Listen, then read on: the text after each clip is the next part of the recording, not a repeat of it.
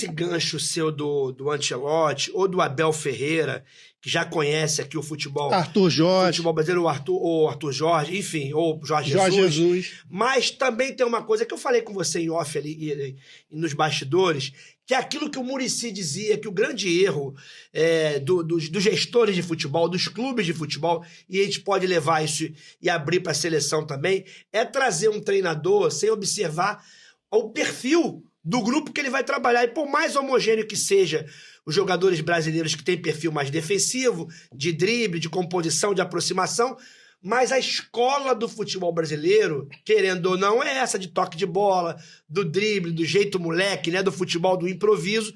E a gente traz um treinador, que é o Ancelotti, que cresce com uma cultura do futebol italiano de jogo defensivo, de marcação individual, de jogo em transição, pouca posse de bola, jogar no erro do adversário. E esse não é o futebol brasileiro. Ele bateu o campeão muito na Europa, mas jogando muito desse jeito. Se a gente tirar o Milan dele ali jogando com Pirlo, Seedorf, Kaká, que aí até eu como treinador ganharia também, eu podia até dormir e deixar os caras jogar. Mas você traz um cara que entende futebol de maneira reativa e você vê que o retrato disso é o Brasil ter 30% de posse de bola, que é o objeto de desejo do futebol. E agora eu escuto dizer que a Itália dele tá procurando o Guardiola para ser treinador. Ué, o mundo tá trocado? Os cintura dura querem aprender a jogar bola e os bons de bola querem aprender a se defender. Irmão, as coisas não estão invertidas. Como é que tu enxerga isso? Não foi um tiro na água trazer o Ancelotti e não procurar um cara que tenha traquejo com o jogo, como é o Guardiola? Eu acho que pode ter sido um tiro na água, mas a gente sabe que quem tá no futebol tem noção que o Renato Gaúcho falou isso uma vez quando ele foi para a segunda divisão com o Fluminense, como ele ainda era jogador e treinador em 1996. Ele falou, é podre aqui os bastidores, o mundo aqui dentro do futebol. Porque ele, na época, ele achou que teve, enfim, que o Bahia... Criciúma, teve muita coisa combinada ali, né? Então, assim... os bastidores são muito podres. E assim, eu acredito, depois dessa declaração, não deve ter sido à toa que o Jorge Jesus brincou que o Neymar finish com ele. Eu acredito que o Jorge Jesus tenha sido procurado sim e falou, cara, eu quero autonomia, se eu não tiver que levar aquele dia a primadona de vocês, eu não vou levar, porque para mim ele acabou, entendeu? E aí não aceitaram. Hoje em dia... é patrocinador, é muita gente, é muito dinheiro envolvido, a própria FIFA, o futebol nos Estados Unidos, onde não é conhecido, a figura do Neymar é conhecida até na Disney, você viu o que deu.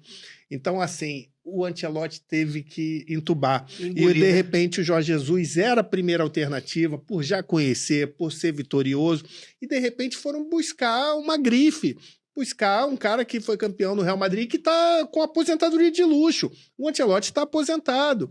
Então, talvez a gente tenha entubado exatamente porque os caras têm que se render. O Ancelotti, infelizmente, a gente achou que não ia se render. Eu ainda acreditei que ele estava levando isso como uma blindagem para não ter vaia. Porque, por exemplo, contra a Noruega, a gente tomou um gol com 6 ou 8 minutos que foi anulado. Verdade. Porque se estava 1-0 ali, a galera já gritaria Neymar, Neymar, Neymar, se ele não tivesse sido convocado. Então, porque não é uma torcida da Argentina, não é uma torcida de estádio, é uma torcida de turista, uma torcida que às vezes não sabe nem o que é a bola, entendeu? Então, quem ela conhece? Ela, Neymar, então começa a gritar e muda tudo. Então, assim, para mim, eu acho que ele se vendeu, para mim, eu acho que ele já está aposentado, e para mim, eu acho que ele não foi a primeira alternativa. Agora, o erro maior é já renovar com ele de antecedência. Mas aí fica mais do que provado também que ele tinha noção para ele pedir antecipadamente para renovar e oferecer essa renovação para 2030 antes do resultado dele na Copa do Mundo, ele sabia que não ia ganhar essa Copa. E não ganhando essa Copa, provavelmente ele ia ser demitido. Então ele já antecipou, sentiu que não dá para essa. Pegar uma e aí já foi mais 4, né? E aí já vai para mais 4 anos. E aí talvez, eu acredito que em 4 anos, ele morando no Brasil, ele vendo como é, pode ser a ressurreição. Agora, o Brasil não tem histórico. Nenhum treinador que jogou a segunda Copa do Mundo ganhou. O Tite não ganhou, o Luiz Felipe Scolari não ganhou, o Parreira não ganhou. Entendeu? Então, assim, não tem histórico da gente perder uma Copa com o treinador e ganhar. O Tele Santana não ganhou. Não ganhou. Então é isso.